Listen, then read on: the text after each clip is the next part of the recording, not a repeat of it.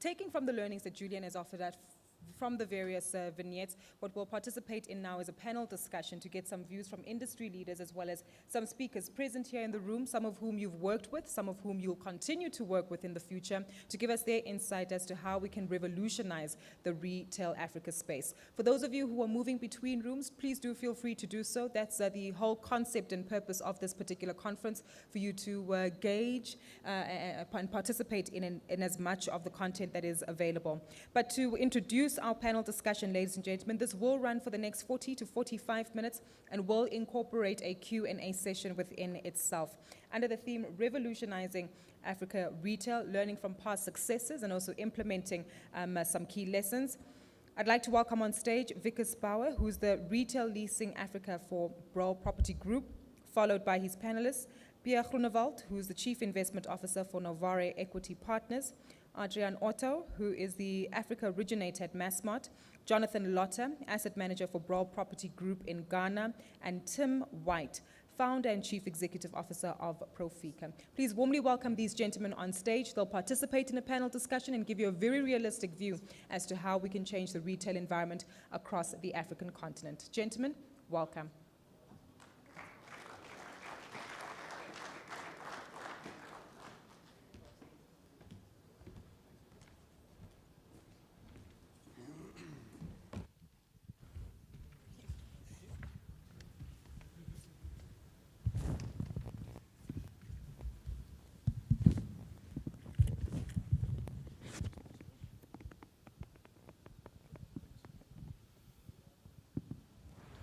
Thank you, everyone. And thank you, the panel. I'm going to get everyone to introduce themselves. Maybe start at Pierre. Good afternoon. Pierre Groenewald, CIO of Novare Equity Partners.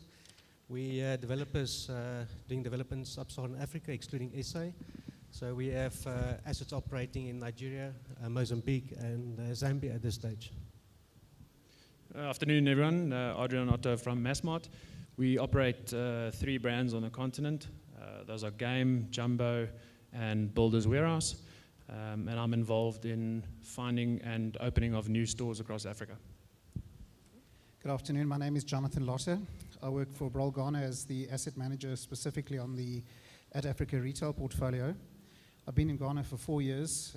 The first 2 years was with Edcon. I opened Edgars & Jet in Ghana and then moved over to the property sector. Hi guys, my name's Tim White. I work for a company called Profica. We're a property and construction solutions company that's been working in the African continent for the last 10 years. We're Pan-African. We've got offices in West, East, and Southern Africa, as well as Francophone Africa. And throughout 7 different African countries, we've done probably about 9 or 10 shopping centers, ranging from small to medium. Thank you, everyone. I'm Vickers Bauer from Brawl, looking after retail developments throughout sub-Saharan Africa. So thank you, gentlemen. I think let's start by, I think one of the questions that's always popped up is, are certain markets overtraded? And if you look at Zambia, people say yes, others say no. Ghana, Mozambique in the last year, a substantial amount of square meterage coming on board. And with that, is there pressure on rental levels and consumer spend? Maybe I should take that question first up with, especially with Zambia. Currently we have 4 projects operational, well, 2 operational with 2 further phases being built, and then 2 other opportunities under construction. We believe there's still an opportunity. Obviously it's, everyone talks about Africa and being different countries, not just one continent. We see it as Africa being different cities. And each city, even in the same country, can have different drivers of business in those cities. Lusaka, that's where we're active in Zambia. We believe there are still pockets of opportunity in the retail space.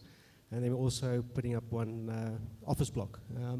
So it's very dependent on where those opportunities are. So for example, what we speak about just now in the Novare Great North, we believe there was still an opportunity to the north of Lusaka, and hence we're happy to invest.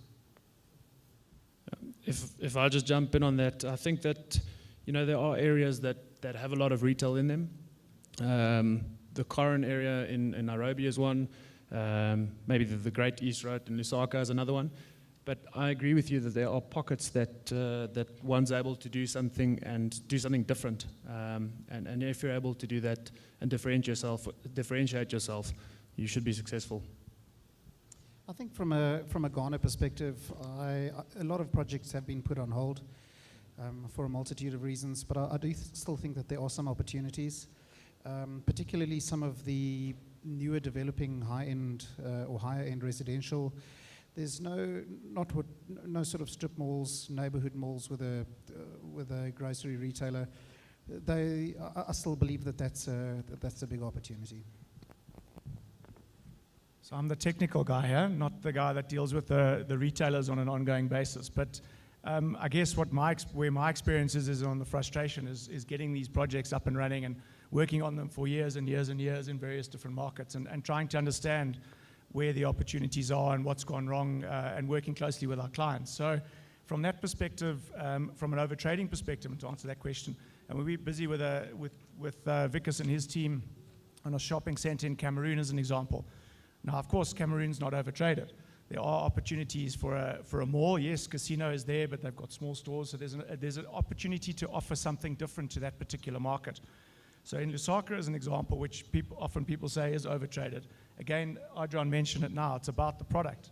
And what we're seeing certainly in West Africa is a big move from standard sort of conventional retail into entertainment, into being the place, the destination to go with the kids, with the family for the day. And if you happen to do some grocery shopping at the same time, then so be it. So I think it is starting to change. The landscape is changing out there. Vickers, sorry, if I can just add to what you're saying. We did some market studies just from our marketing departments in the various malls, approaching customers, asking them what brings them to the malls, why are they shopping, what do they shop for. And definitely there certainly is a very, very big entertainment aspect. Guys are coming to the malls. I mean, between 30 and 35% of the people that were interviewed have said they actually come from entertainment. There really are no other entertainment centers. So they're coming for the social aspect and the entertainment aspect instead of just pure shopping. Yeah, I definitely agree with that. If we look at our shopping malls, we soon realized actually shopping malls are not about shopping. It's about places for people to meet up. It's basically a social gathering place. And hence, for example, in Nigerian malls, we said, listen, we need to get something for the kids, entertainment, and hence designed our own brand, Fun World, which is a kids arcade type fun games, etc. And suddenly you just see that people would actually see that as a destination, because somewhere where families could spend time, you actually accompany that with a good food court, and then suddenly it becomes a place where people meet up and spend time together, which is a big plus. All right, and if coming from the leasing side and some of these malls in certain markets and the depth of tenants in these markets, aren't some of these malls too big? I'm not sure your status on Great North. You've got a double anchor, quite a big mall you're building there. Is it ahead of its time? Will it be filled in the next year? Is there a process? Speaking again with my developer's hat on, our strategy has always been to design and build what we believe can be let out from the start. So once we complete the building, obviously due to market conditions that may not be the case once you actually open up.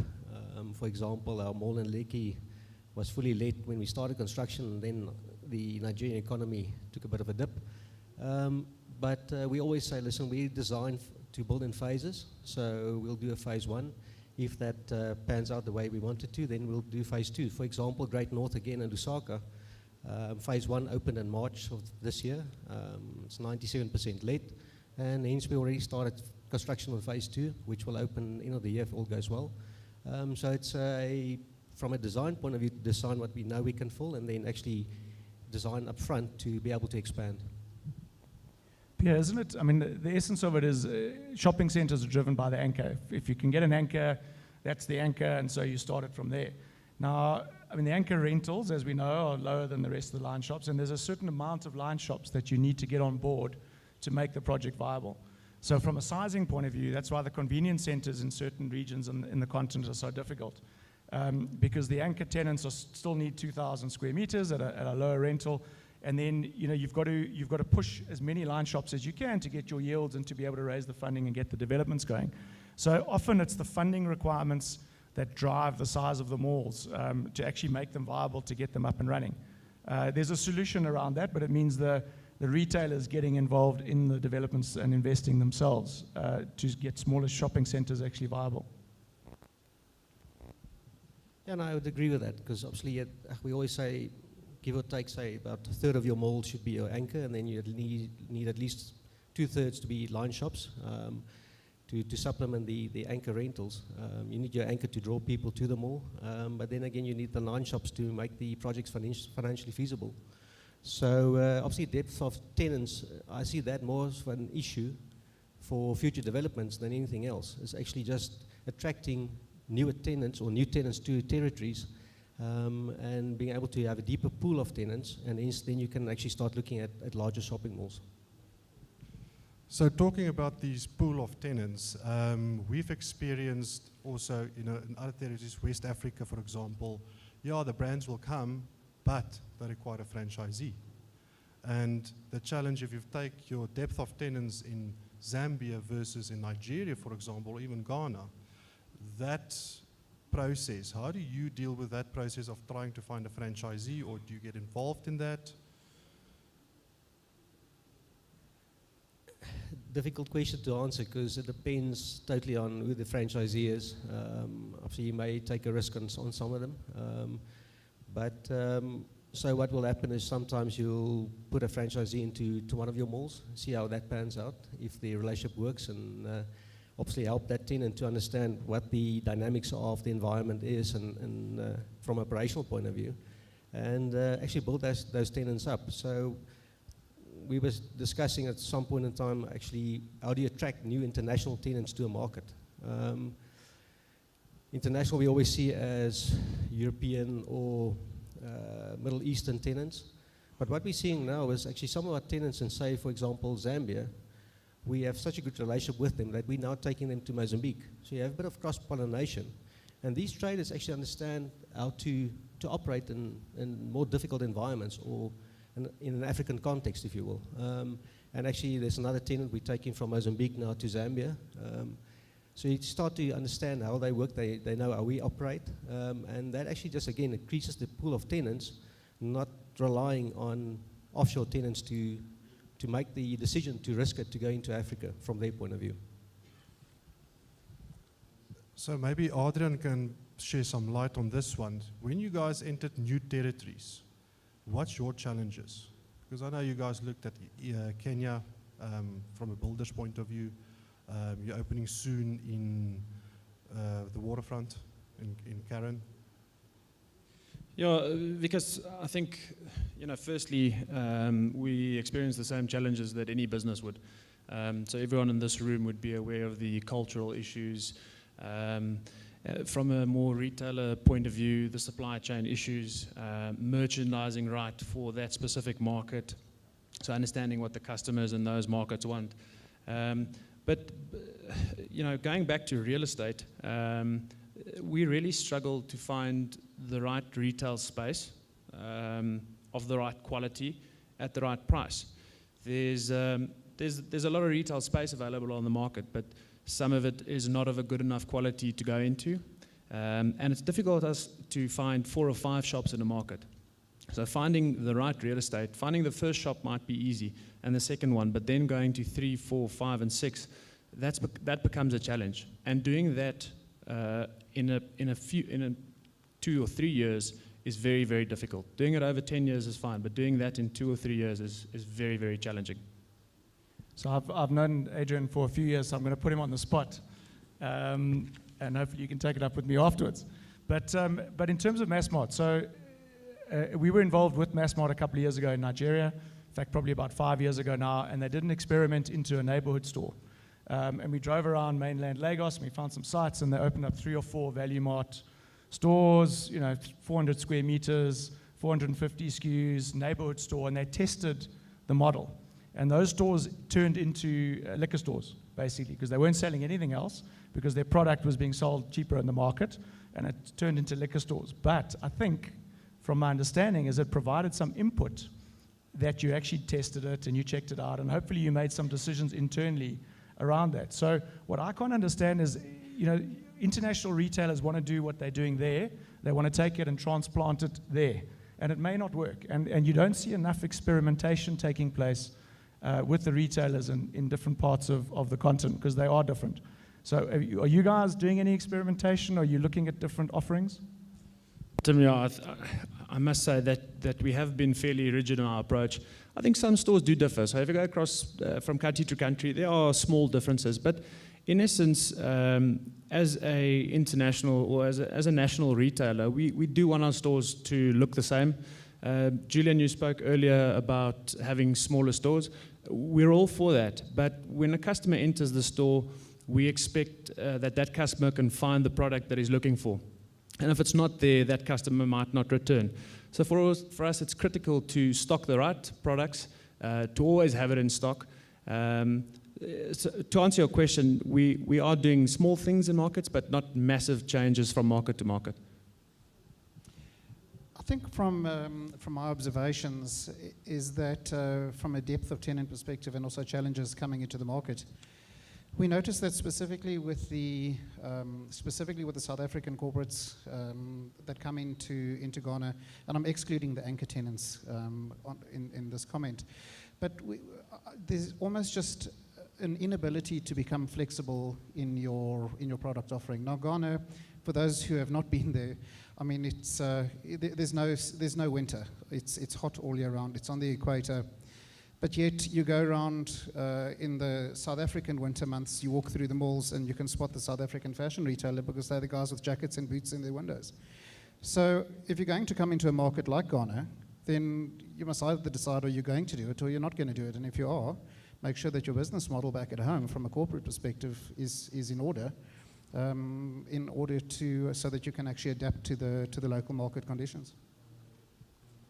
So talking about the climate and it's warm, from a developer point of view, how different do you design your malls, like for example Zambia, which is close to home, and versus Nigeria, Abuja? Yeah, again, as I mentioned, obviously, we actually look at it from a city-to-city basis than country-to-country, because Lagos, again, is very different to Abuja. But most of our malls, we don't do strip malls. Most of our malls are enclosed. The main reason for that is with strip malls, it's difficult to keep people to dwell in your strip mall because they're there it's basically convenience shopping. And our design and our strategy is actually to keep people at the facilities again as places of socializing, and also to draw your customers past the line shops on their way to the anchor tenants. Otherwise, your line shops will miss out.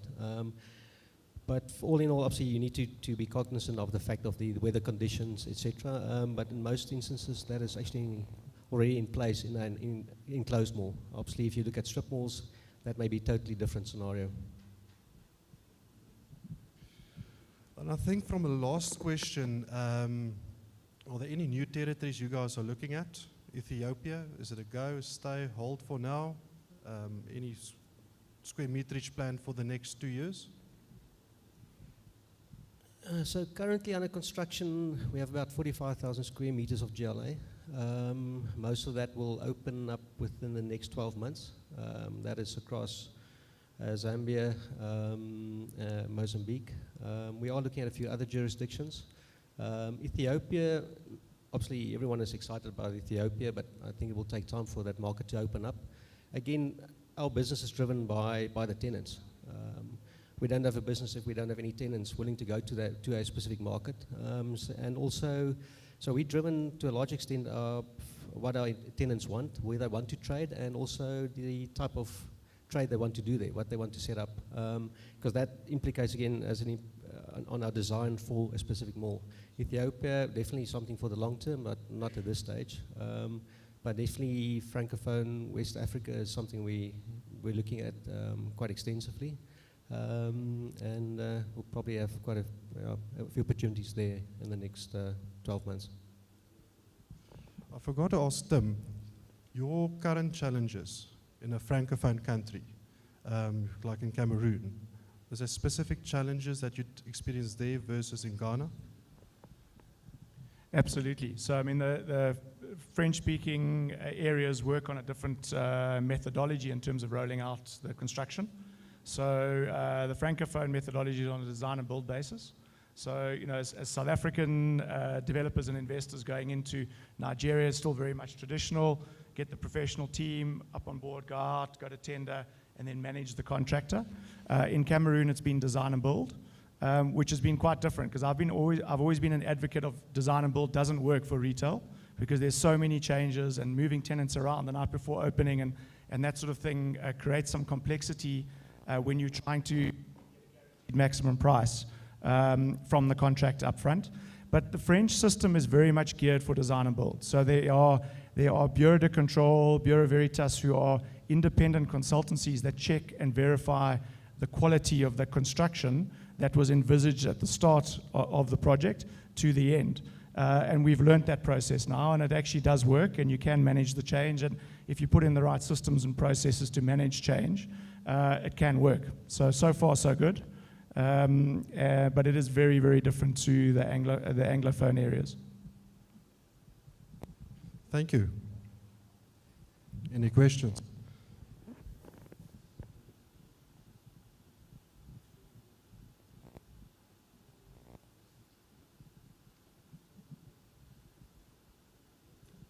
We're done.